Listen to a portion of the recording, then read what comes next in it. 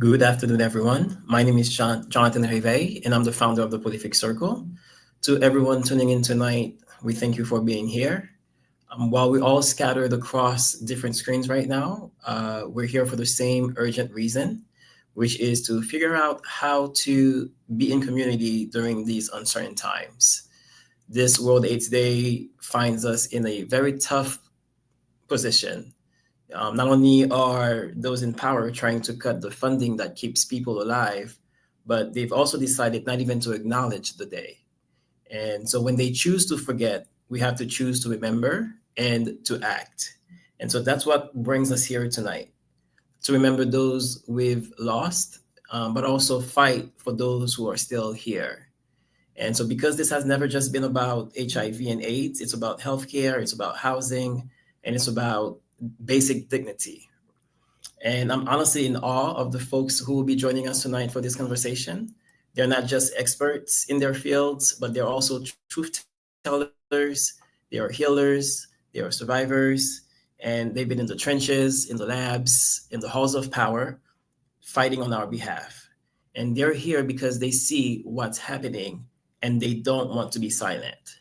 And so I extend a huge thank you to each one of them for showing up. And I also want to say a quick shout out to the teams at AIDS United and at GLAD as well, who pulled this broadcast together. And also to our sponsors, Gilead Sciences, and to Moby, to Planned Parenthood of Greater New York, Forward Lounged, and to also you, our viewers who are watching this. You are part of this, your presence matters. And we're here because we want to push back by showing up, by listening, and by having each other's backs. It's plain and simple. And I don't want to take too much time, so I want to welcome our moderator tonight. His name is Bishore Jenkins. He's the current Senior Manager of Government Relations at AIDS United. Bishore, welcome. The floor is yours. Thank you so much, Jonathan, and good evening, everyone. As Jonathan mentioned, I am the Senior Manager of Government Relations at AIDS United. I'm very pleased to be tonight's moderator, and I'm also a person living with HIV, and I am approaching nearly a decade of living with HIV. And I am very pleased to be joined by many colleagues and even friends on tonight's event. And we are all in for a treat tonight as we learn from their insights as we commemorate this World AIDS Day. So we are joined by Carl Bologna Jr., the CEO of AIDS United, Tori Cooper, the Director of Strategic Outreach and Training at the Human Rights Campaign, Dimitri Daskalakis, MD, former CDC official, and as of today, the incoming Chief Medical Director at Callen Lorde in New York City, Mandisa Moore O'Neill, the Executive Director of the Center for HIV Law and Policy, and Robert Suttle, the Chair of the Elizabeth Taylor AIDS Foundation Council of Justice Leaders, and a renowned national and international thought leader and expert on HIV criminalization. So I want to welcome each of you. But before we begin, I'd like to ground tonight's discussion of why tonight's conversation is so critical. Of course, we commemorate, we remember those lives that we lost to HIV. We remember those whose names we know well. The dazzling dancer, Alvin Ailey, the tenacious tennis talent, Arthur Ashe, the winsome writer, Joseph Beam, the racy yet real rapper, Eazy-E, the judicious journalist, Max Robinson, the quintessential quiet storm disc jockey, Melvin Lindsay, the seductive singer, Sylvester. But we also remember those names who never made headlines and whose diagnoses were rarely, if ever, spoken in life and in death. And we also recognize that the epidemic did not end with their untimely deaths. We know the staggering statistics. Black women remain 10 times more likely to be diagnosed with HIV than white women. Black gay men have a 1 in 2 lifetime vulnerability to HIV. We also know the context: a federal government not only derelict in its duty, but that is actively causing harm to communities most vulnerable to HIV, and federal proposals that threaten to undermine and destabilize the HIV safety net as we know it. So, as we remember and as we contend with the ongoing policy landscape in our communities, I want to offer three commitments to frame tonight's conversation. And like a good Baptist preacher, I have three considerations. This World AIDS Day, we must engage in reparative reflection, not a reflection that checks off a box, not the polite reflection that issues empty proclamations or press releases for all the perfunctory awareness days, but reflection and remembrance that ask, what needs repairing? Not tinkering around the edges repair work, but repairing that is accountable and makes whole those communities that have been harmed for generations. Reparative reflection about what systems and policies must be dismantled so that people living with and vulnerable to HIV have the care and dignity that we deserve. Secondly, we must move beyond performative awareness and a performative policy consensus in our public policy towards care that disrupts power and stigma. You know, the type of performative awareness that uses our community and our fight as pawns in State of the Union addresses, only to reverse course and attempt to defund EHE, or I mean the very program that they once championed. The type of performative awareness that is only concerned about the global pandemic of HIV, but has no regard or concept for the domestic epidemic and how our domestic and global efforts are inextricably linked. The type of performative awareness, even among HIV organizations who brand themselves as justice-centered organizations, only to marginalize people living with HIV, seeking care. Finally, we must remember the legatees, those of us who have inherited this rich legacy of HIV advocacy and who also find ourselves living with HIV in this era. Those of us who have inherited a powerful legacy from those who have come before us. Those folks who are aging with HIV, folks newly diagnosed with HIV. Those of us who have to go to the Black queer canon to commune with elders who never lived to see this day, but whose words sustain us still. Those who are navigating stigma in their families, in their workplaces, in their faith communities, and in their schools. Those who find themselves in small, intimate towns worried that their diagnosis will be found out by a friend or a trusted faith leader. Those who find themselves in big cities, but have yet to build community and are isolated, navigating HIV alone. So as we commemorate this World AIDS Day, we pledge to remember by engaging in reparative reflection, pushing ourselves and our leaders to abandon performative awareness and advocacy, and by remembering the legatees and those who have inherited a great legacy to end HIV stigma and the HIV epidemic. So with that in mind, we are going to start off with our first question, which will be posed to all of our panelists. And feel free to jump in, whoever's feeling so inclined. There's a famous quote that says that our lives begin to end the day that we are silent about the things that matter. In fact, that person that penned those words also said that there comes a time when silence is betrayal. Of course, we know that that was the famed Baptist preacher, Martin Luther King, Jr. So as we start tonight's conversation, what moral challenge do our leaders in our community desperately need to hear tonight as we commemorate World AIDS Day in the context of Trump 2.0? So whoever wants to start us off, just jump right in. So I'm happy to start off. Good evening, Bashar. Good evening, my co-panelists. Good evening, folks who are here. We made it, y'all. So the first thing, if I could have the microphone and they couldn't talk and could only hear, I would remind them that this will exist for people other than white men.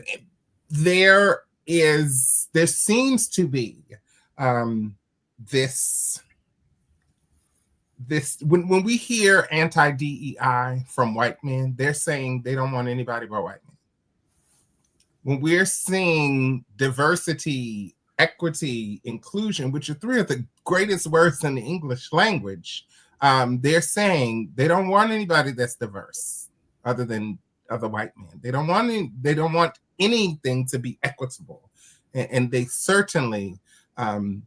And so I think about all of that. And so I wish I could say to that. And when it comes to HIV in particular, I think it's imperative that we remember. So yes, Black people are going to be incredibly impacted, more so than anybody else. Yes, trans people will be impacted, more so than other communities of people, in part because we already have less than every other community. And white men are going to suffer too.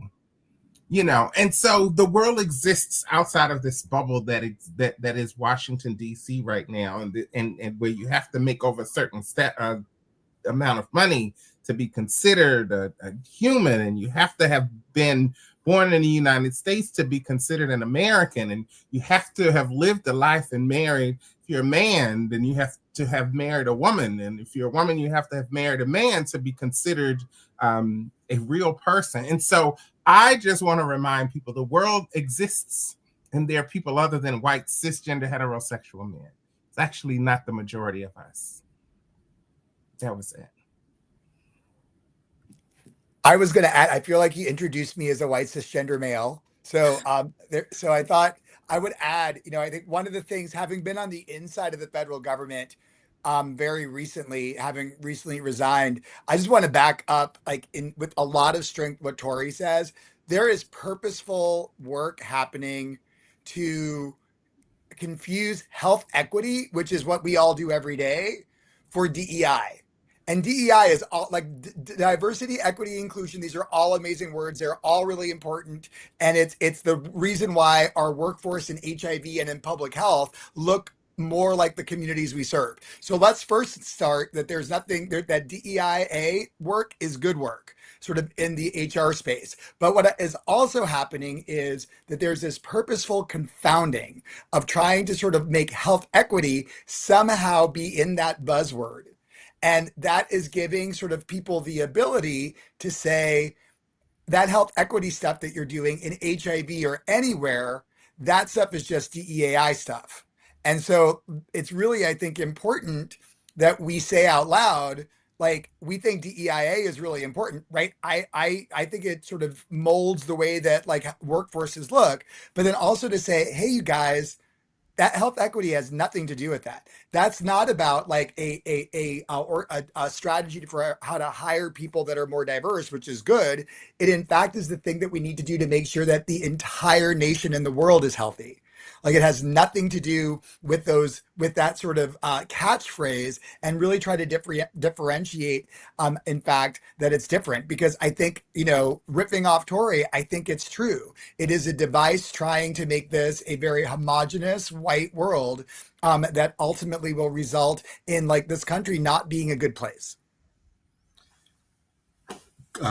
Carl Bologna, AIDS United. I like to call a thing, right? I think we're talking about the America First policy.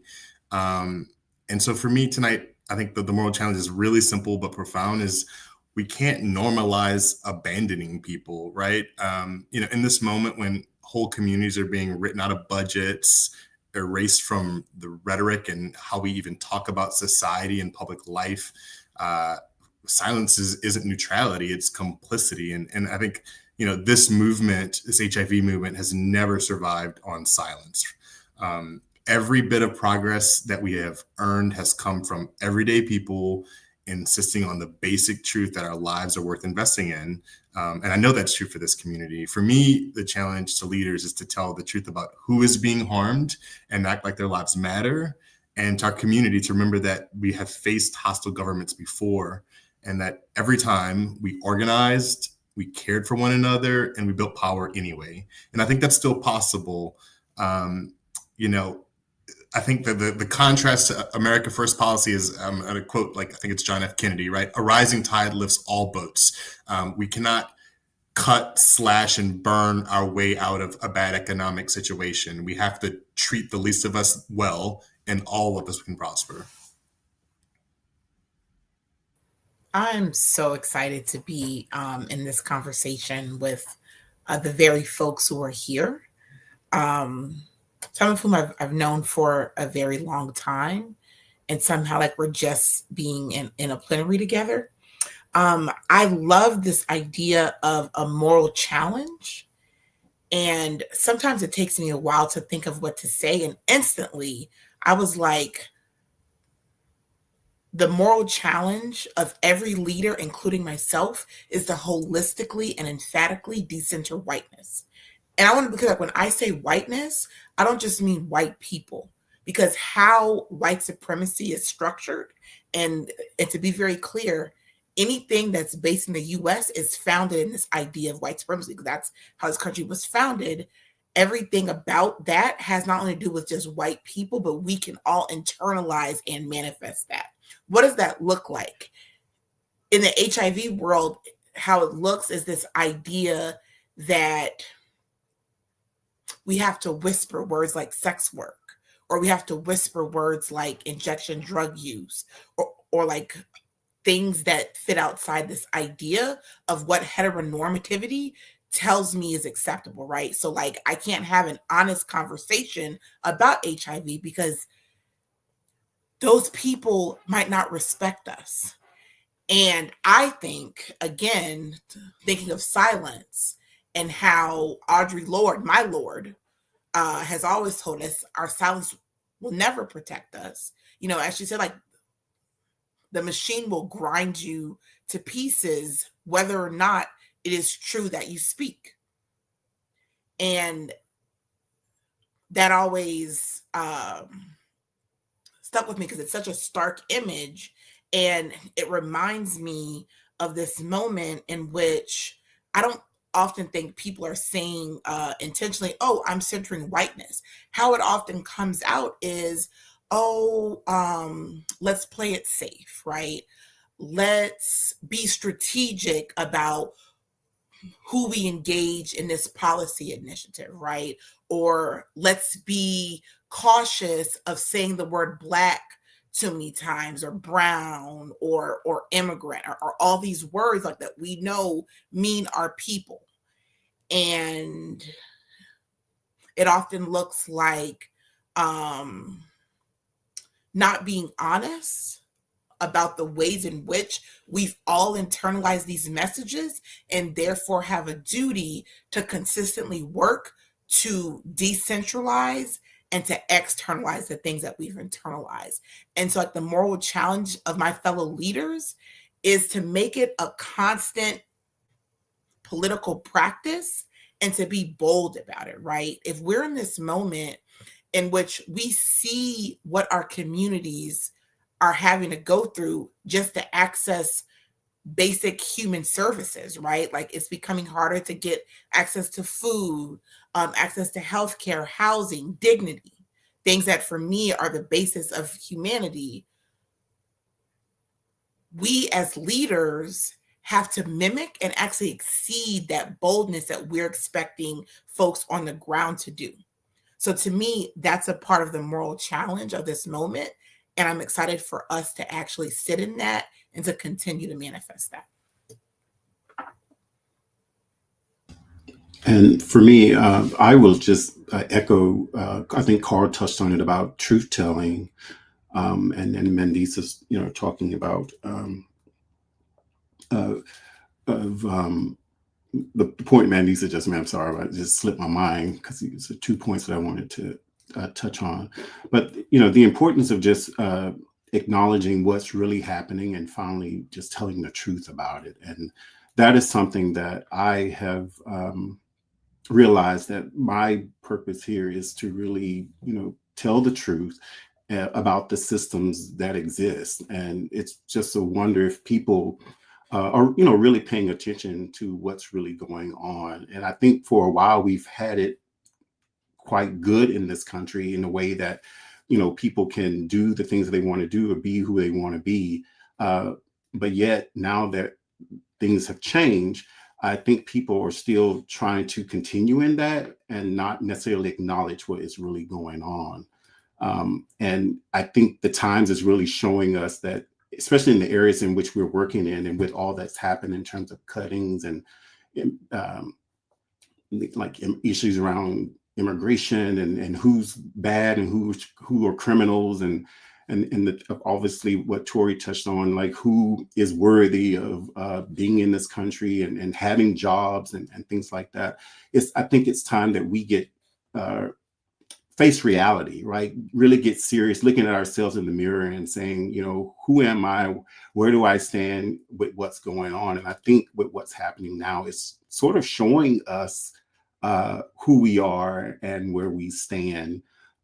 So if you thought that you had it going on or whatever, you might not be feeling like you got it going on, because the powers that be are showing us otherwise. So I feel like it's time for us to really get serious, face the truth about what's going on in this country and who's benefiting and who's not, and also getting serious about where do we stand in the midst of all of this. Yeah, thank you so much for all of those answers. And I think that's really a perfect segue into our next question. Mandisa, you sort of lifted up the decentering of whiteness and how whiteness operates globally. And I think we're seeing the impact of that in the attacks on the PEPFAR program as well. Of course, we know that PEPFAR is the program that has literally saved 26 million people globally from what would have been certain death otherwise.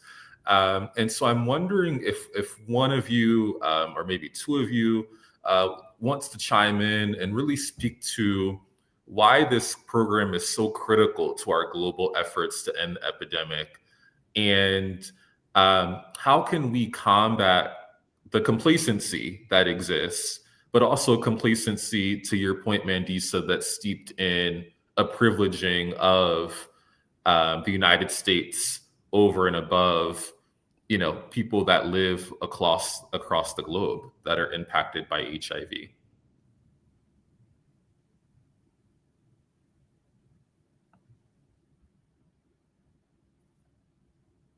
I'm happy to chime in. I think for me, one of the most amazing things about PEPFAR, it's not just, I really focus, much of my career has been around on the Congress, right? And PEPFAR is not just a global health program. It is literally the most successful bipartisan public health effort in modern history. You mentioned it, Bashar, 26 million lives have been saved. That's not an abstraction. That's literally an archive of like parents that still got to raise their children, and communities that are still intact, and nations functioning health systems. And so, you know, as we talk about white supremacy and the true goals of our current government, you know, PEPFAR most greatly impacts the African continent and Black people.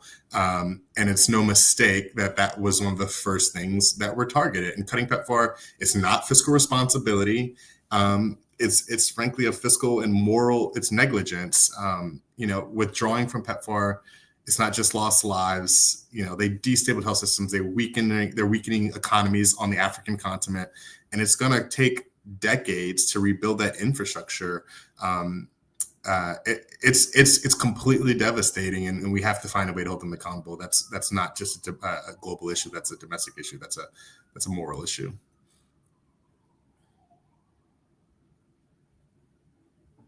I feel like I'm just going to back up Carl too and say, you know, something's gone wrong with the country, right? There's something wrong with the US right now. And that is that somehow it is acceptable to say that we have no role in supporting the health of the globe.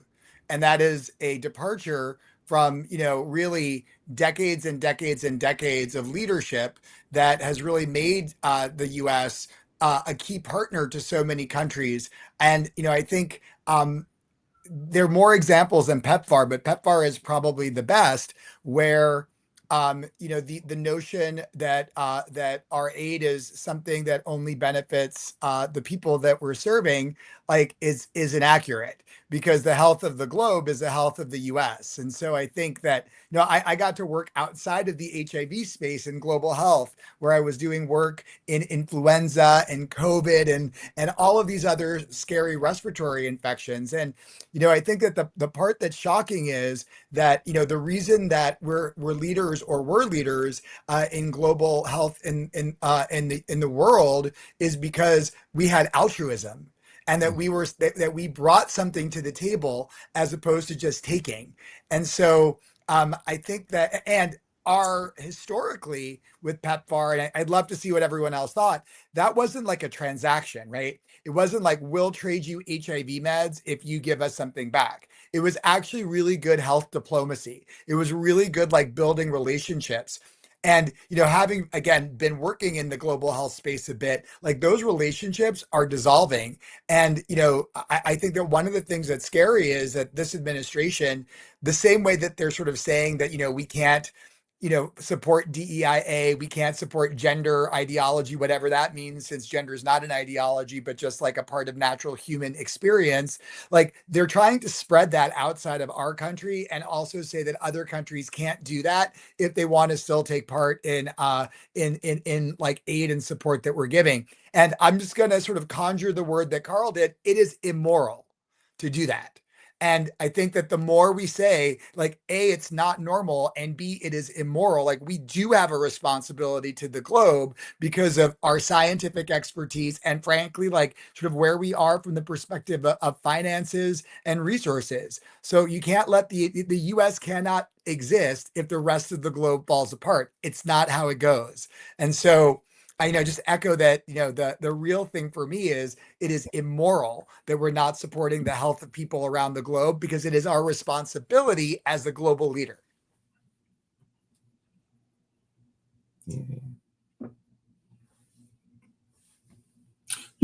I looked up the word united on dictionary.com, because I think what we're talking about, first of all, I didn't know I was off mute. That's and united, dictionary.com says united means joined together politically for a common purpose or by common feelings. And what I am reminded of daily, almost by the hour, from this administration is that here in the United States, we're everything but that now. We have the folks at the very top who are doing things every single day to further divide us, to further separate and create these levels of privilege, that to make it even more pronounced, the folks who have and the folks who have not, in terms of healthcare, in terms of resources, in terms of education, in terms of housing, and the list could go on and on. And it is, and when we think about this really, I really want to say white nationalists, but I don't want people to confuse that with the KKK, because they suck too. But this nationalist movement that is very white, heterosexual, male, patriarchal centered, that really excludes most of the people in the country and even more people in the world. This is everything but united. It is all about division. And it is about the division that keeps people from ever achieving more and getting to the level financially and resource-wise that they're at. And I think that's all very, very intentional. The fact that we have a federal government that's saying, don't go to college. College is a waste of your time. That nursing isn't a real profession.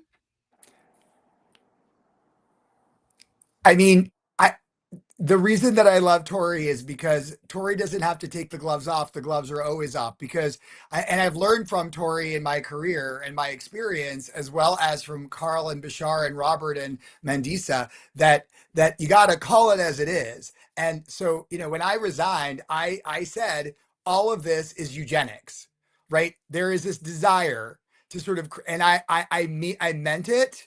I didn't stutter when I typed it.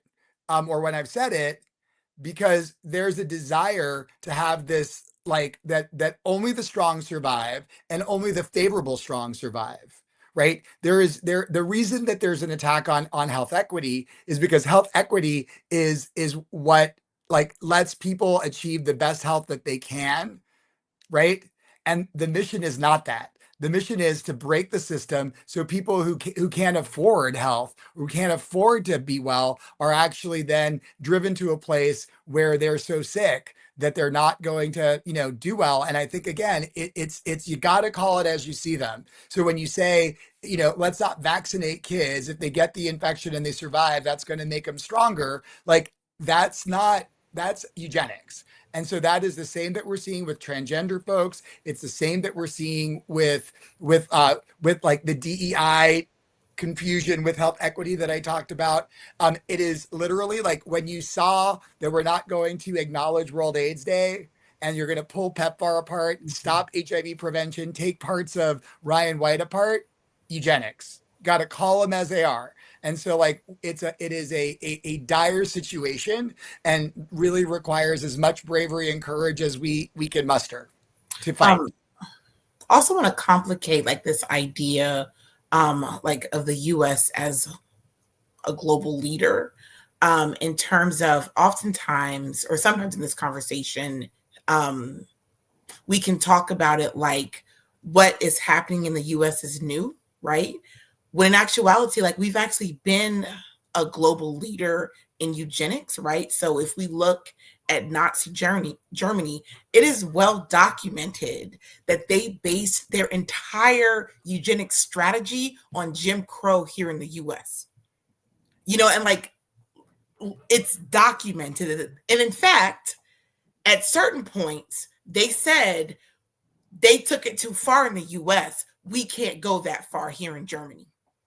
So it's important like that we name our history of eugenics, of ugly laws that date back to the 19th century and before that did what is now happening on a new scale times 10, right? Because if not, like, and it's important to like name that history, because if not, again, we can be ahistorical. Who does that center? Right? Who's privileged if we don't talk about how the U.S. has actually been a eugenics experiment?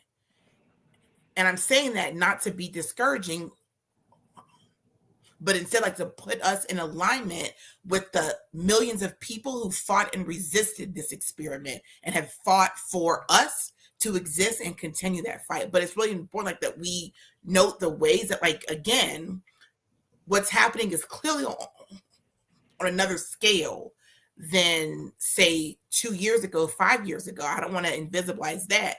And it's a part of a legacy that has gotten us here. And part of how we got here is this idea of a us and them, right?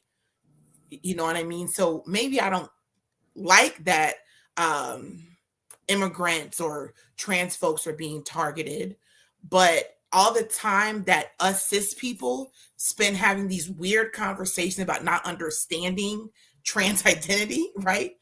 All this time that like folks spent talking about undocumented versus documented immigrants, a part of that is how we get here, right? Because it grew this idea that othering is normative.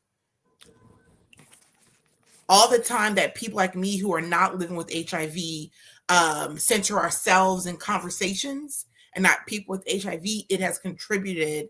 And I say this again because if we've done it, we can still stop doing it. Like we can always intervene and do something else. But to me, it's just really important as we talk about like the US as a global leader to talk about our history and exactly what we've led in. You know what I mean? Like, for example, it's important to know like that PEPFAR falls under the Department of State. That's not that's intentional.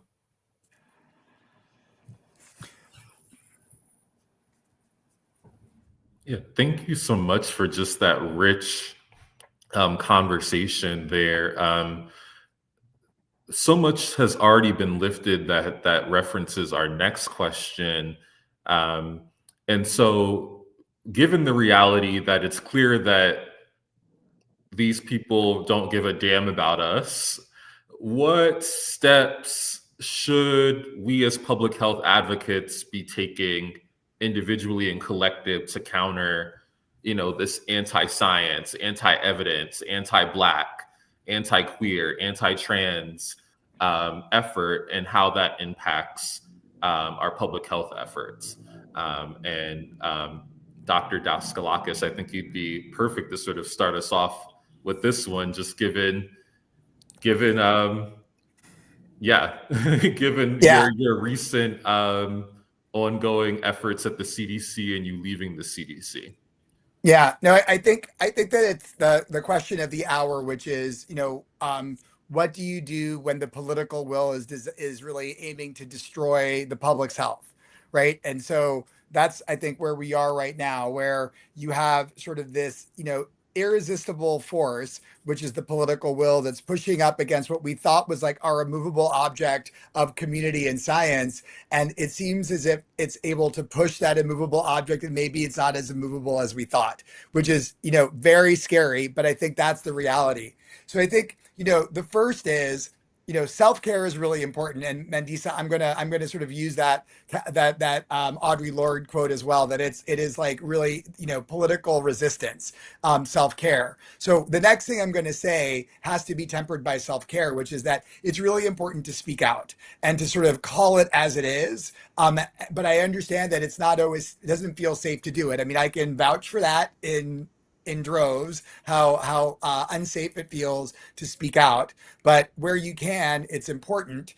Where you can steady the ship, I think it's also really important. So I think that's, I think that as we're seeing choppy waters and we have people who are leaders in organizations, so much of what they're doing is not doing the good thing, but just trying to tread water and not let the ship sink. And so I think that every opportunity that we can get to do the good thing, we should, but then also realize that in public health right now, and I take that broadly, we really need to make sure that we steady the ship as much as we can. And then this is the controversial thing I'm going to say, which is, not that other things that I've said or have not been controversial so far, but what I was going to say is that I believe that really we shouldn't be looking to try to repair the broken things that are getting broken more. I have an analogy, which is, that there was this golden age of public health, right? Where we had like built this temple, and it was this temple, which and certainly was not perfect in any way, but it was better than what we've got right now. So like we were able to sort of bring HIV diagnoses down, get more people virally suppressed, get rid of measles deaths in the US. We have a long list. But things that happened during COVID, things that happened during other parts of our era started to create cracks in the foundation of that. And sort of that temple, those cracks allowed, people to infiltrate, to actually bring it into ruins. So where we are today is that so much of the institutions that we think about, like HHS, like CDC, those are at this point damaged beyond repair. And so I think that the call to action, in my opinion, is rather than try to rebuild the old thing, we need to really focus our energy on steadying the ship today and building the new thing. Because the thing that you do today, even if it's not great, even if it's not funded appropriately, even if it's like imperfect, that is going to be the blueprint for what the future is going to be when the pendulum swings and this insanity is over. And so like my analogy, which I started and then completely abandoned, was like in the classical period, you can build the temple, you have the Acropolis, and the Acropolis is in ruins. You are now in a dark age, and the dark age, like Mandisa, I don't want to sound like doom and gloom. We are not even close to out of it. We're going to be in the dark age for a while. But then when you're done with the dark age, you have a renaissance. In the Renaissance, you don't go back to fix that temple. You don't go back to the pyramids and try to make them perfect again. You build a Sistine Chapel. You build the next thing. And so that's my call to action, I think, to folks in public health, which is like, don't lament the things that are being destroyed because the political will is to destroy them. Focus more on what the future state is going to be, because that's going to be the real future. These old agencies, these old legacy things, they're not going to be the future.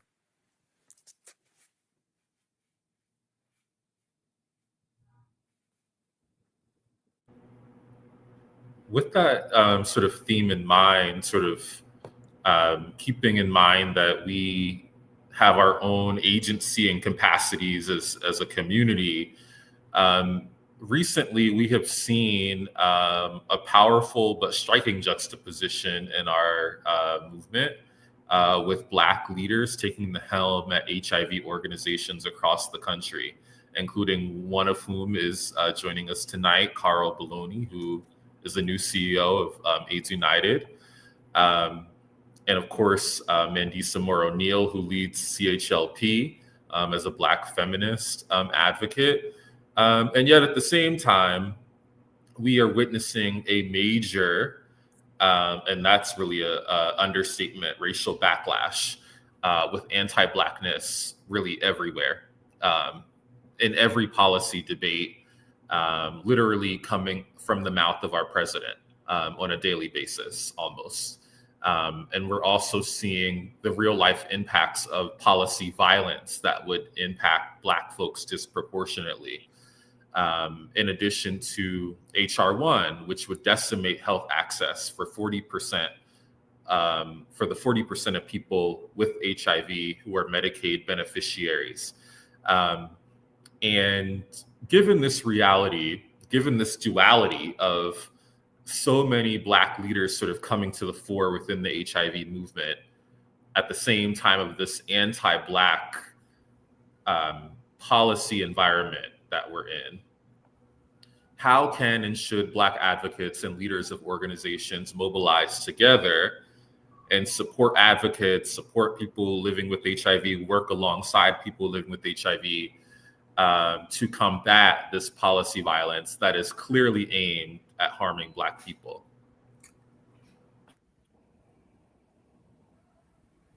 Mindy, I'm happy to go first if it makes sense. And I'm thinking a couple of questions back to, it's funny that we're talking about Blackness and the comment that Dr. Daskalakis mentioned about eugenics. You know, I think we're living in a complete contradiction right now, right? There's powerful Black leadership in our movement and escalating anti-Black policy violence targeting the communities we serve. It's not a coincidence, it's a backlash. I feel like, you know, we're Icarus. We flew too close to the sun. We had a Black president and we had all of this hope and it was too much. And, you know, I think for Black leaders, the work right now is probably twofold. We have to strengthen our infrastructure together, not in isolation. We need strategies that are shared tables, rapid response coordination, and a commitment to protect Black-led organizations that are consistently underfunded, but do the heaviest lifting. I think the call for the moment is also that, you know, HR1, it wasn't just a budget bill, to Dr. Daskalakis' point, it was a blueprint for shrinking the Black life expectancy. You know, cuts to community organizations aren't bookkeeping. They really are a deliberate set of attacks on ecosystems that support Black queer people, Black gay, Black men, Black LGBTQ folks, Black trans women, Black people living with HIV, and rural Blacks even. And so I think, you know, organizations, if you're on this call, I think we can combat this if we, you know, embed racial justice into our policy agendas, of course, invest real money into Black-led work. We have to build cross-movement solidarity with repro justice, with democracy protection. That's going to be key. Immigrant rights and economic justice. And we have to refuse to silo HIV from the larger fight against state violence, right? You know, I think the path forward is it's coalitional, it's unapologetically Black, and it's grounded in a long-term strategy, not just this crisis reaction, because that's what they want, right? We've seen things come out at a rocket pace so that we're just constantly reacting, but we have to be strategic and we have to be planful.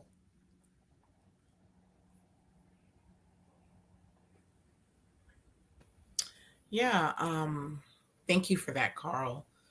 You used one of my favorite words, state violence, which I think is just super critical to actually understanding what the political moment is. And I think it's also important for bold Black leaders. I'm not talking about the conservative ones who are white adjacent, because how often have we seen those in power find the most complacent and respectable Black person or immigrant or trans person who we know is doing things in their own interest and not in the interest of the people, to put. So I agree, and I want to see more bold Black leadership like you and me and Robert and Tori and Bashar and everyone else who I didn't name, on this call. Folks who aren't afraid to question and to challenge. But all of that to say, I'm really interested in the political necessity of the big tent. I think that is what's so challenging about engaging in social change work through a nonprofit lens, is that sometimes it encourages this silo mindset, right? Of how do I get funding for this? And how do I get funding for HIV and for gender and for all of this? And to be gender justice work is HIV work, race justice work is HIV, like all of these things. How do we embody that in terms of, like you said, how do we ensure that we're part of the Medicaid fights, knowing how people with HIV are directly impacted by any cut as far as to Medicaid? How do we ensure that when people work to distract us, on these conversations about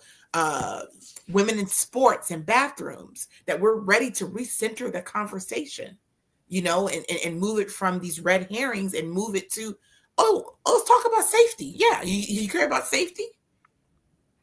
Let's talk about why it's more cops than schools and neighborhoods. There's more cops in food banks if you want to talk about safety. So how are we also engaging in a constant practice of political education to critically understand the moment and not just think, it's too hard for people to get?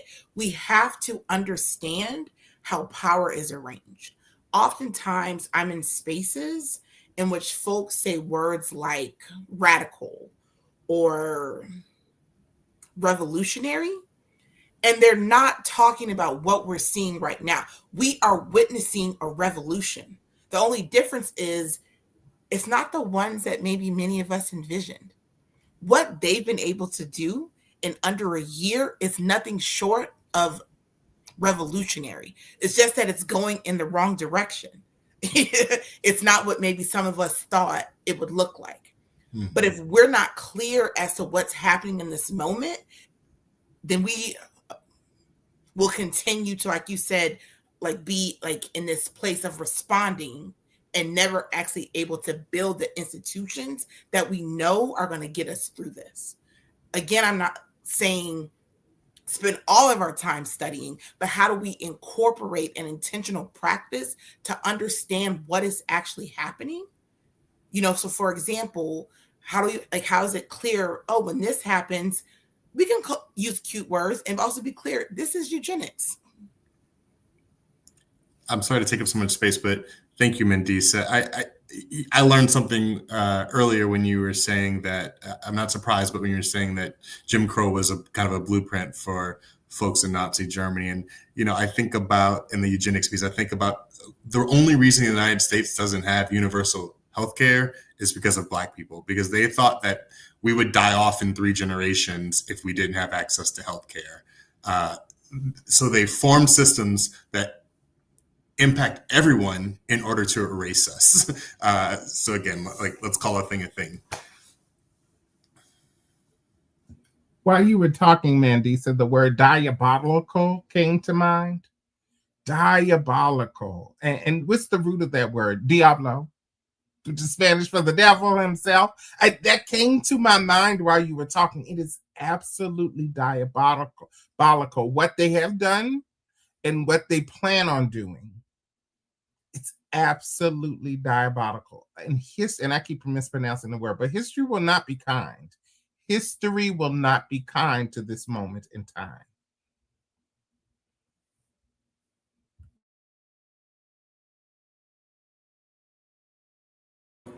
So that in mind, I sort of want to pivot and ask if those of us on the call that would like to share, just sort of lift up who you're remembering today in the spirit of memory and remembrance, understanding that this isn't the first diabolical regime that we've navigated, and are those that have inspired us have also lived under diabolical regimes. And so I'm wondering if you can lift up who you're inspired by, who you're remembering today in a spirit of remembrance as we continue to wage our current fight against HIV.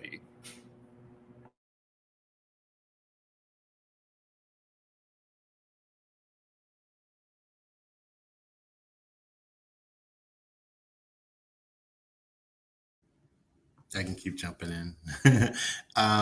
We are, I think, almost a month from the passing of Cornelius Baker, who reminds me that, our dignity has to always be non-negotiable.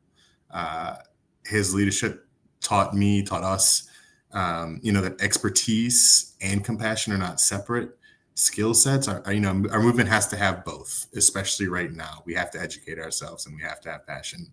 And then I think I'm holding the memory of so many people that I don't know, that I haven't met, that came before me, folks that were caregivers early on in the fight against AIDS, organizers, outreach workers, who really just kept people alive when our government refused to, because we're kind of back at that place, right?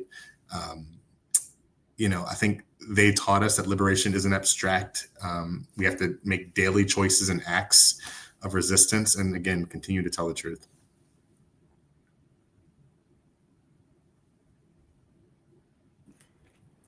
I was thinking of one of my patients, actually, when I was a med student in 1997, 8.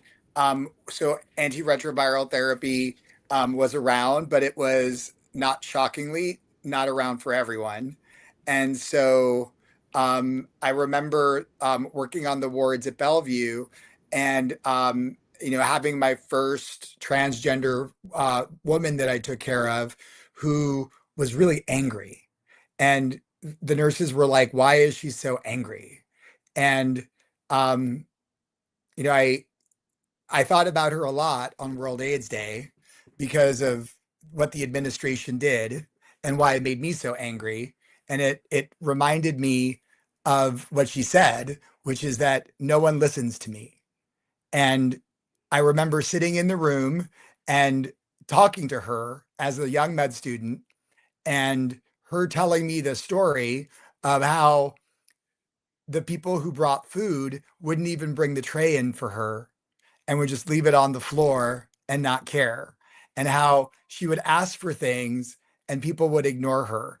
And that, that she even felt that she was put on respiratory isolation in a room by herself, so that no one would bother with her.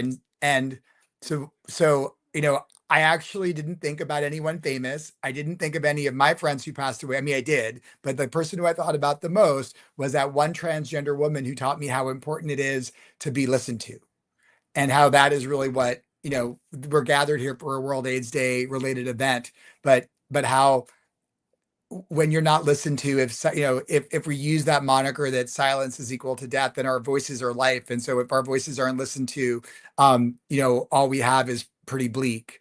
And so I thought of her. I can't say her name, though I know her name, because it's not fair to say her name, but that was who I thought about on World AIDS Day. Very, very personal and specific.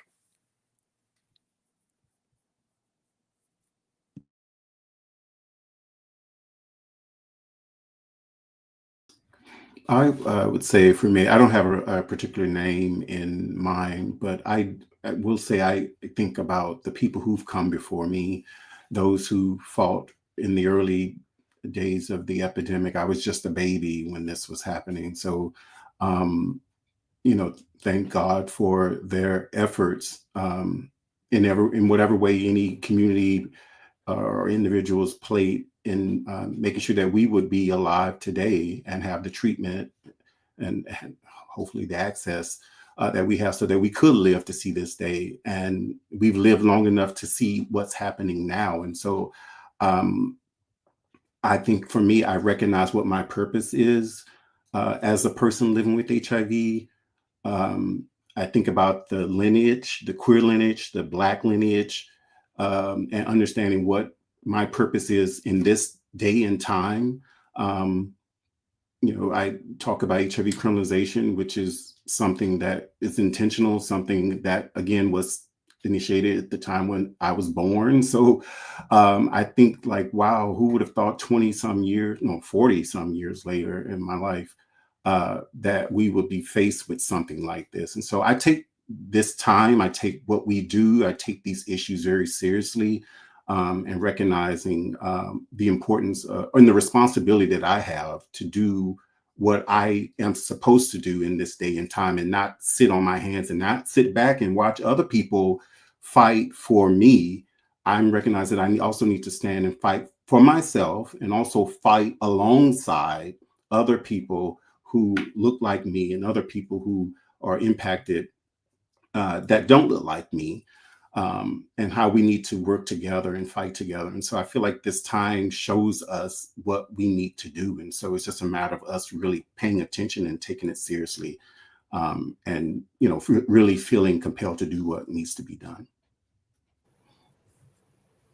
I think of two advocates. One is someone who I'm not even sure if advocate is language like that she would have used to describe herself. Is my Aunt Barbara. She died when I was 4, so in 89. And I think about how so much of the short time that she was living with HIV dealt with so much erasure and invisibilization of her life as a Black woman. And even though, like, she had all of the symptoms and all of the things that even, in the late 80s, folks knew, like, to look for, because she was a Black woman, they refused to see that she could also be somebody who had this thing like that we thought was only for a certain sort of demographic. And how that's not that different than 2025. Honestly, in so many ways, in the ways that, like, so much of our narratives still don't center women, especially Black women, cis and trans. And I think about what she taught 4-year-old me, 40-year-old me now, in terms of discomfort, and how she was like, I'm not comfortable and I'm going to say something about it. And, I was a kid, so it didn't have the same sort of meaning it does now.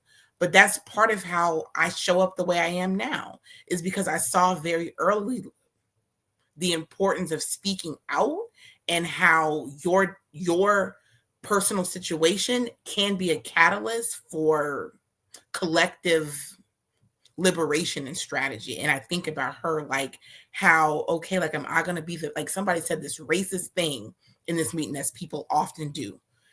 Am I going to just be uncomfortable? Am I going to say that was racist? You know what I mean? And how that has guided me, even ways that it has isolated me, because who wants to be around the girl who calls out the BS?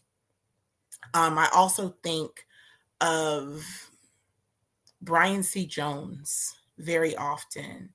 And oftentimes, like, with Brian, like, folks focus on his outspokenness or maybe his loudness, or how he said the thing. And the first time I met him, it was so clear to me the way he loved his people, and that all of his outspokenness, all of his ire, if you could call it that, came from a deep love and passion for his people and for wanting us to be free. And I love how he never lost that. That's what anchored him, and is the reason why he was so bold and outspoken.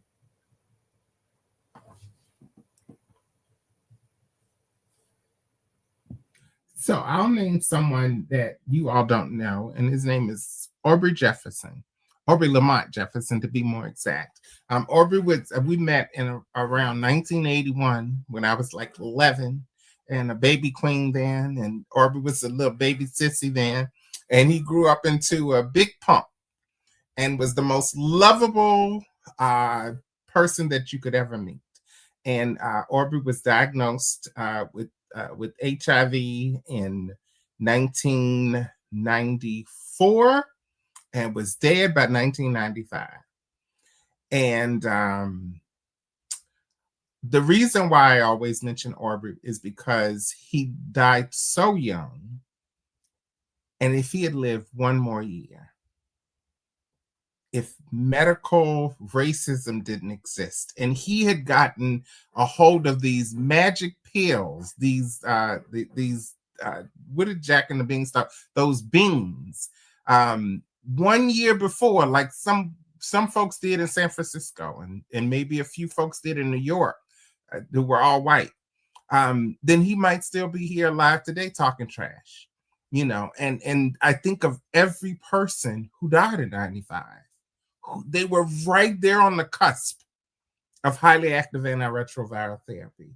And now we're talking about injectables, and we're talking about one shot for some people every other month, or one shot, 2 shots a year.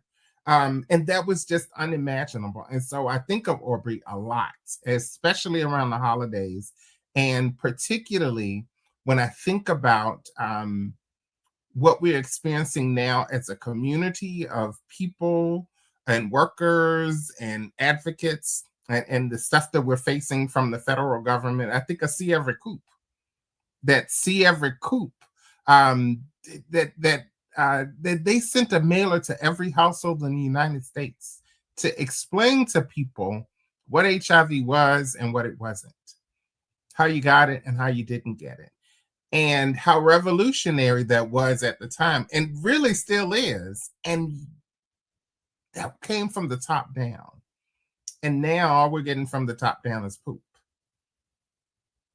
and misinformation and disinformation and hatred for people who are on this call, people who live in this country, who live and look, because everybody that looks like us doesn't live like us, but people who live and look like those of us who are on this call.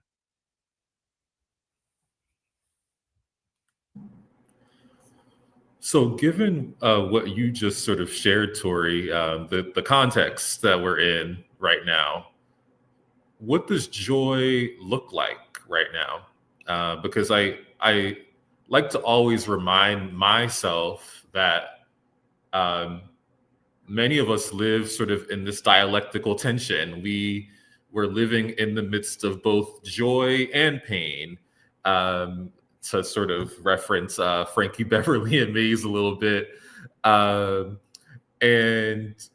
yeah, so I'm wondering, we've talked a lot about sort of the context that we're in: anti-Blackness, anti-queerness, anti-trans attitudes, anti-immigrant, anti-evidence. What does joy look like now? What can joy look like in these times when we're literally combating so many different things that they're throwing at us? And how can joy be a praxis for resistance? Well, I think, first of all, it is imperative that each person finds something that brings them joy, that you have to be radical and intentional about finding joy, hopefully every day, and in all kinds of situations, regardless as to what's happening outside of your door, regardless as what's happening at your place of business if you work, regardless as to what's happening at the place where you get healthcare or that you used to get healthcare. You have to be intentional about finding joy. And for some people, that might be in a blunt. For some people, that might be in having sex with somebody else. For some people, it might just be listening to a song that was recorded perhaps even before they were born or before they had become the person that they are today. But whatever it is, for some of us, it's just sitting down drinking ice water. I love ice water, like cold ice water in a glass, because it takes me somewhere. It takes me back to my grandmother when we used to actually use glasses in the house. And so being intentional about finding something that brings you happiness, that takes you away from every single thing that exists in the world, even for just a moment, and then repeat it and use it as often as you need it. And then be intentional about finding something else that brings you some kind of joy as well.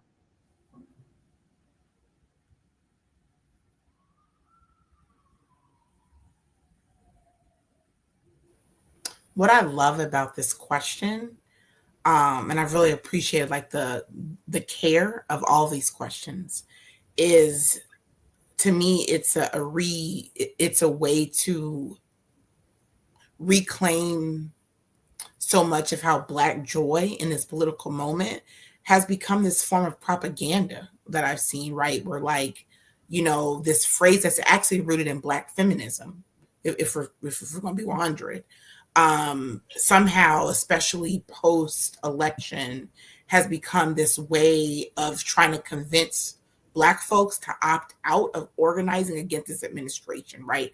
Of I've done my part, now I get to sit and enjoy and watch everyone else do X, Y, and Z, as if the lineage that ever said that voting was a right, ever said that's all that you do is you vote and then you go home and you go to brunch. But like, that was never the case. And I think about who benefits from a massive reframing of joy in this way that takes us out of the political legacy that is actually our birthright.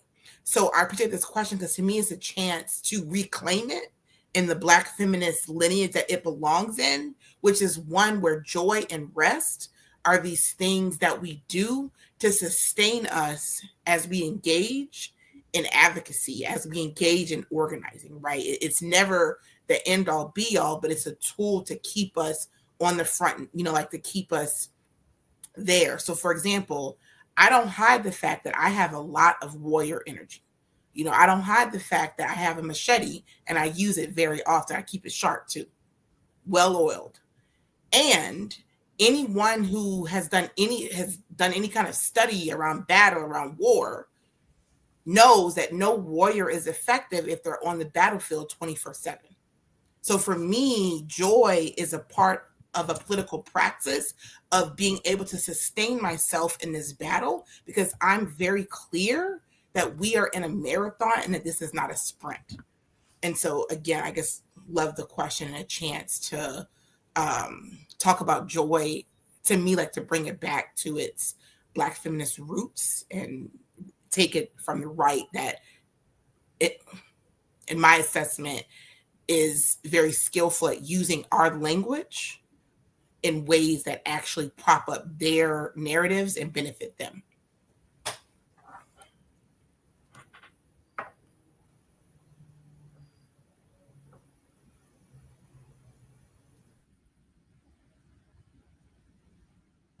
Carl, it looked like you were going to jump in.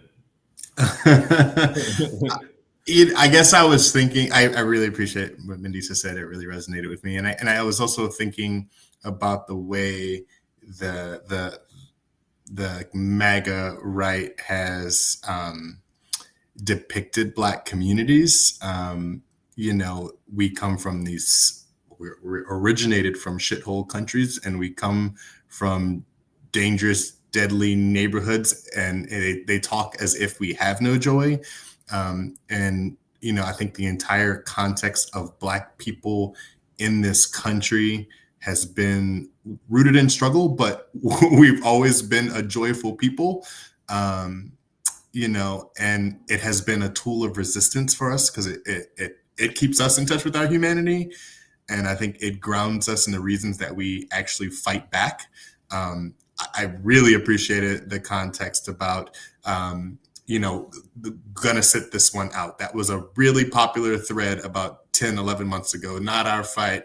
I'm convinced Russian bots are behind that half the time, right? It's our fight. And we have to fight for joy.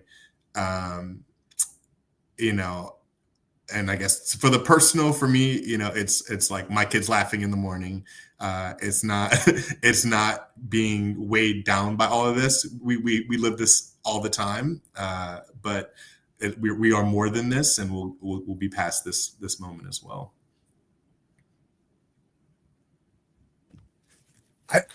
I'm going to add, this is what right now brings me joy, because this is the kryptonite of the people that we're trying to fight, like having real conversations. So I just want to say that, I think, I am so happy to be here as like someone who I think sort of knows like what sort of my joy in my sort of universe, like, you know, I sort of spending time with my family doing like things that refer to like my ethnicity, my Greek heritage, and like all of that, and realizing that that otherness makes them crazy, meaning it's literally the thing that is their kryptonite.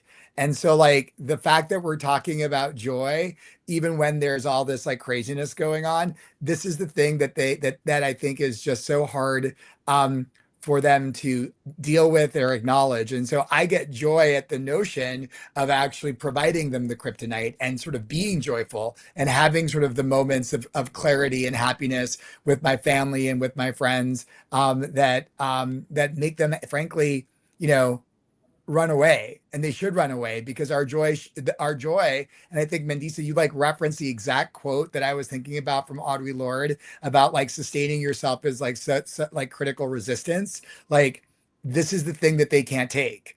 And so I get joy in sort of ways that we sustain ourselves. And that, you know, and like I'll look at my friend Tori and say, that can be dancing to house music, Tori. It can be, right, you're welcome. It can be, you know, going to dinner and having like a, you know, the best Thai food in Brooklyn, which I'm going to have tonight with my friends since I'm here. That's the kind of thing that I think sustains me, and frankly is an act of defiance. So thank you.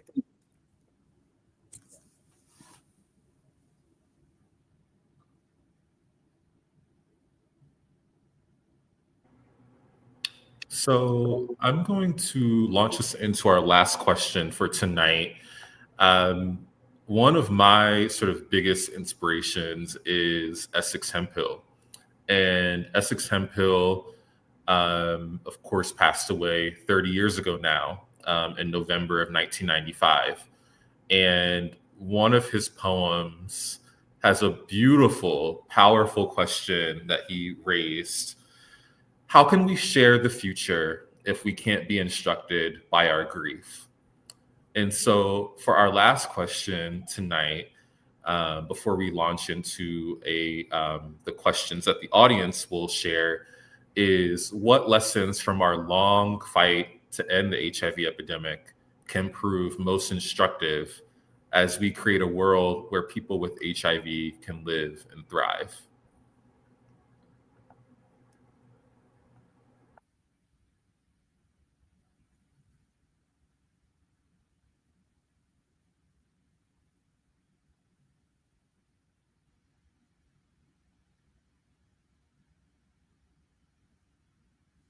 I feel like, you know, at its core, Essex Hemphill teaches us that our grief it's a data point, right? It's information that tells us what we've loved, what we've lost, and what our obligations are.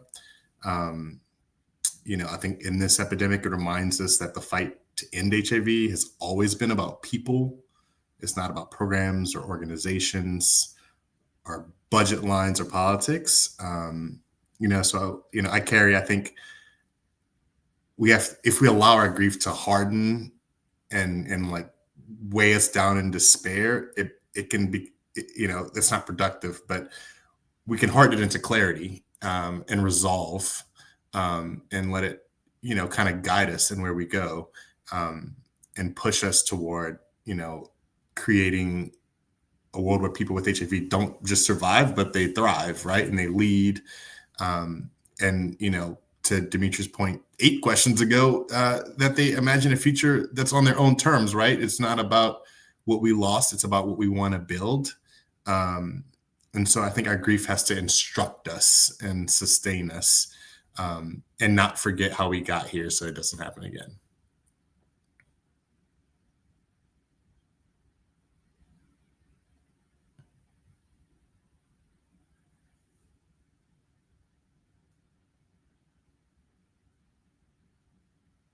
So I don't want to respond to the question per se, but I did write a little something that I thought was important to. It's relatively short. Do you mind? Of course. Great. Not. All right. So I thought this was important. So I think I'm the only trans person on the panel. You know, some of you change your mind like you change your drawers. And that's okay, because that's the world that we live in, and you're welcome to do that. But with that being said, as the only trans person, I think it's imperative that I also say something about trans people and the attacks on trans people and how folks who aren't trans can fight back. So the attacks on trans women, it's not about trans people. And I have to remind you all about that. It is not about trans people. It's also not about bathrooms. It's also not about public safety. Are you all aware? And this is statistical. Dr. D. Mandis is a lawyer. She'll sue me if I'm wrong. The exact same number of hammerhead sharks that have walked on the moon is the same as the number of documented cases of trans women sexually assaulting cisgender women in public bathrooms. It's the exact same number. I want you all to think about that. The same number of hammerhead sharks that have walked on the moon. All right. So the opposition doesn't talk about trans men. If they were talking about, if they really were against trans people, they would talk about the entirety of our community. They would talk about trans men. They would talk about more than pronouns. All right. They don't talk about trans men in part because what they're saying is me at 5'11" and 55 years old, that I'm too strong, too fast, too smart, I guess, to play 35 years ago on a football field, on a basketball team with their daughters. What they're not saying, because the reverse of that is, if that's the case, then that means trans men should do it. Guys that look like Robert, who were assigned female at birth, should be able to play with their daughters. They're not doing that. That's not the messages that they're doing, but it's the same thing. All right. Because the argument is that trans women are too strong, and that's not it. So that's not what they create laws to stop. This is all about controlling women in all of our glorious diversity.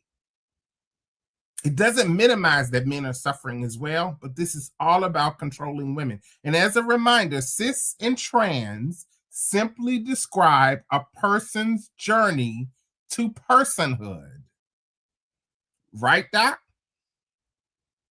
That's it. It just describes a person. So it's a descriptor and it's not a way of life. It's also not being weaponized against trans women. So that's why they picked abortion as their first fight. Because abortion is for people who have babies, who can carry babies. And they say only women can do that. So that's one of the reasons why that's proving my argument. So removing funding for people who need mental health services at an agency simply because they happen to have some clients that might be trans who are in a whole different department, that's not about trans people. That's about control. Banning words in 2025 is about control. It's not about trans people. Because what is one of the words that they've banned? Women. When you write grants and use the word women or woman, it gets dinged as being a DEI. All right. So we have to remember that. And for people who are not trans, it is imperative. Each and every time you hear misinformation and disinformation, every single time I got so excited I was pressing my mute button. Every single time that you challenge it and correct it, every time, no matter where you are, it's exhausting. It's exhausting. It's also necessary because trans people, we have to do it all the time. Your turn. And one last thing. I apologize, Bashar, but I had coffee literally as we were starting this conversation. Whew. All right. We all understand that this is about control. We also have to remember there is power when more power when we work together than when we work separately. Whoever it is that you are and whoever you represent, when you unite with someone probably that's not like you, you become an even stronger force for righting wrongs. And I think that's going to be how we're going to get through this thing. We're going to have to partner with folks who we may have never had a cup of coffee with, never shared a meal with, never been on a trip with. And we're going to have to pool our resources in ways that we haven't in the last 25 years.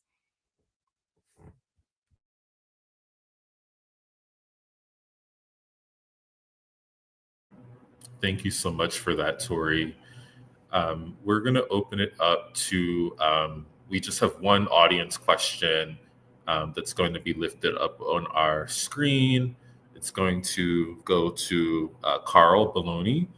For someone who's feeling overwhelmed, what is one concrete action we can take this week to push back against these proposed cuts? Okay, so for these proposed cuts are coming from the federal government. AIDS United is constantly working to provide space and lift voices of impacted populations, be that through our Public Policy Council or for individuals through AIDS Watch. It is our annual conference for people living with HIV and at risk for HIV and those who love them allies to come to DC and shape their personal stories and experiences into action for policy change. So from March 16th to the 17th, we'll be bringing hundreds of advocates from all over the country to speak truth to power in the halls of Congress. We really have to make sure that we hold these folks accountable. It looks like we're going to have midterms elections. I've been very nervous about that. So we better, show up and let them know that we're watching and paying attention. AIDS Watch is a great opportunity to do that.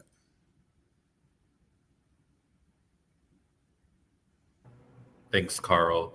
And thank you so much to our viewer, Christina, for lifting up that question. I want to sort of open it up to the other panelists, if you have any sort of closing thoughts before I sort of pass the baton off to the organizers of tonight's event.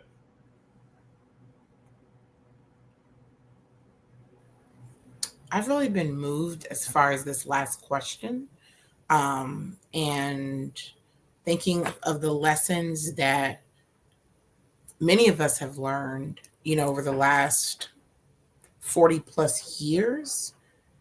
No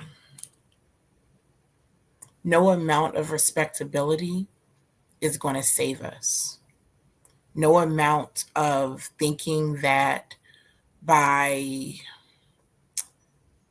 distancing myself from people who are to something or to this or to that, that is going to prove my humanity. Like I think of, I'm the L in the LGBTQ movement, and to think of the ways that a movement that was started by Black and brown trans women, within 10, 15 years were isolated from their movement. That was a respectability conversation, right? That was I'm trying to be like you and they are too not like you. So I need to distance myself. We see this all the time in the HIV policy world, where like privately folks would be like, oh, well, we support CHOP's bold stances to end the criminalizing of HIV, but publicly, it's too risky because some way, shape, and form, I'm invested in this kind of stigma that literally makes a dichotomy of HIV, right? Of some people deserve to be criminalized and some don't. That's a form of respectability. That's a form of palatability. And I think it's clear that none of that will save us. Only being authentic and centering our fullness is what gets us through this moment. So like that is the lesson that has been clear. Like one can look at non-discrimination ordinances and how people, intentionally took the T out thinking it would make it easier to pass, promising to come back, and they never came back for trans folks. And half the time the shit didn't even pass the first time. Might as well have just kept it in there if you're going to do all that. Another conversation. But like really examining all the ways that we think being palatable gets us through, when in actuality it moves us further away from our communities.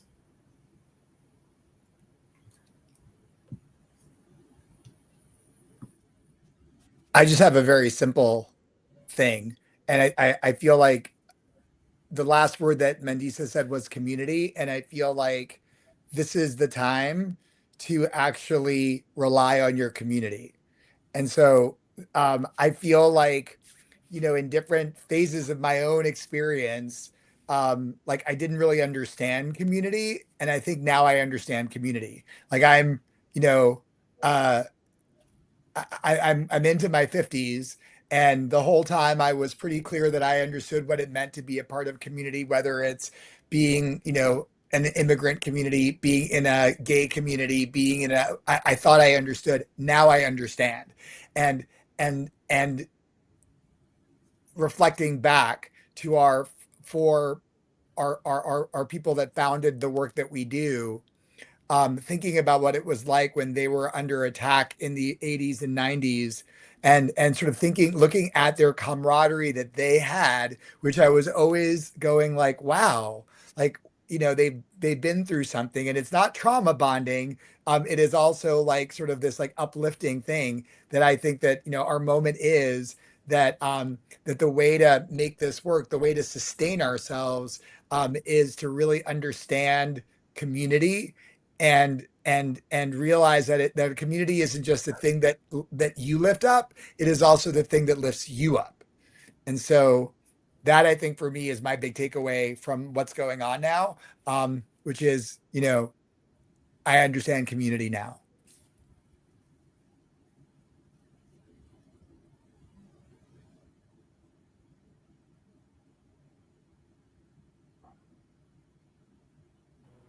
So I just want to thank all of our panelists for joining us tonight.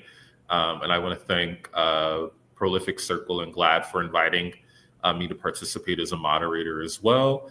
And I'm going to pass it back to our organizer, Jonathan, who will also be joined by a representative from GLAAD.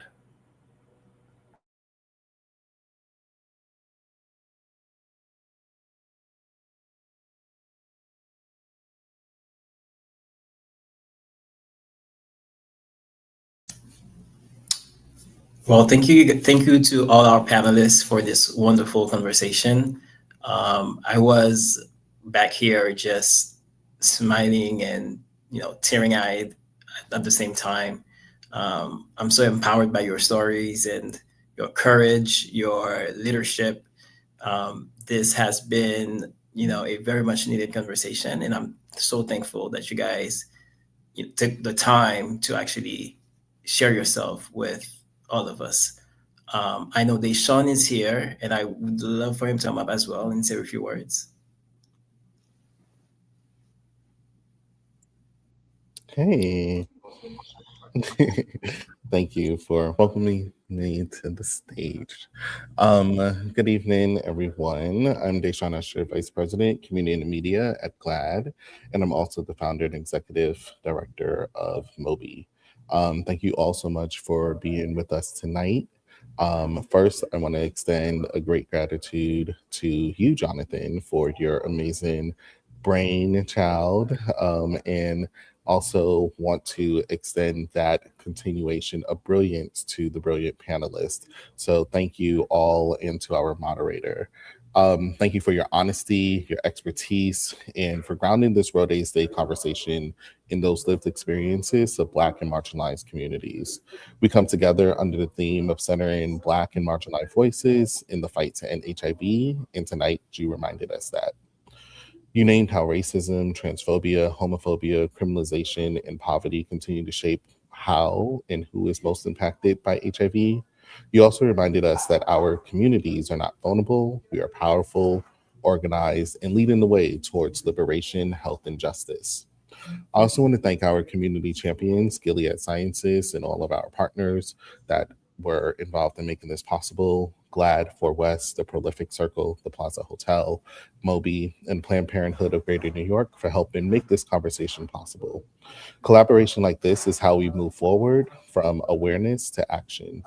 And as we close, I want to invite everyone watching to treat tonight as a starting point, not a finish line. So take what you've heard and turn that into something concrete. Have conversations with your family, your friends, your faith communities about HIV, stigma, and care. Get tested, know your status, and talk to your providers about PrEP, PEP, and treatment. Also, support the organizations represented here. Follow them, share their work, donate if you can. Giving Tuesday was yesterday, but it's never too late to give. Show up when you can, volunteer. Lastly, use your platforms, no matter how large or small, to uplift the stories of people living with HIV, especially Black, trans, queer, Latina, and formerly incarcerated people whose voices are often too erased. World AIDS Day is not just one date on the calendar, but our responsibility to one another is year round. So ending the HIV epidemic requires science and policy, and yes, but it also requires love, accountability, and a refusal to leave anyone behind. So, on behalf of everyone behind the scenes who worked on bringing this program to life, thank you for choosing to spend your evening in community with us.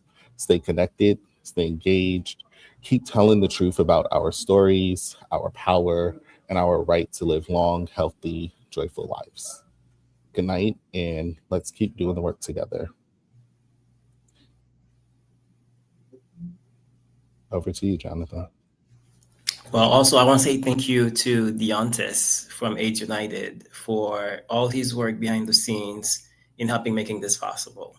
And we also want to say thank you to Dr. Malbranche David, who couldn't make it with us tonight, but he's in our hearts and our spirit. And we want to say that we miss him as well. And to you viewers, we want to thank you for your time. To everyone who made this possible, to our sponsors, our partners, and to everybody who believe in this vision, in our mission, thank you for supporting us. And with that, I want to say good night and see you later.